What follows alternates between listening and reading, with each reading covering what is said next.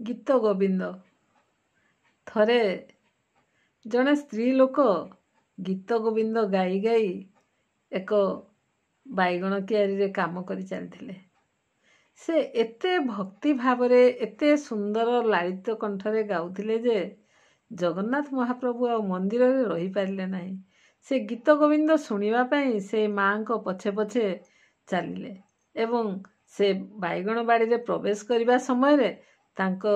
देहरे बैगण गछर कंटा लगी तांकर पोशाक छिंडी गला एवं से गीत गोविंद शुणी सारी पुणी मंदिर को फेरी आसथिले। श्री मंदिर रे तही परदिन जेतेबेले पंडा पड़ियारी माने आसी देखिले जे महाप्रभुंकर पोशाक चिरी जाइछि आउ से माने यार कारण किछि बुझी न पारी राजा को खबर देले। राजा जेतेबेले राजा हेउछंती भगवानंकर चलंती प्रतिमा तेणु राजा जेतेबेले यार कारण जानिबा पई चाहिले सेतेबेले तांकू महाप्रभु जगन्नाथ स्वप्न रे कहिथिले जे गीत गोविंद शुणु शुणु मु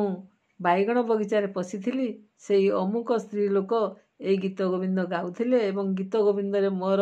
अत्यंत आसक्त थिला सेथिपई मु जाइथिली एवं बैगण गछर कंटा लगे मो पोशाक चिरी जाइछि। तापरे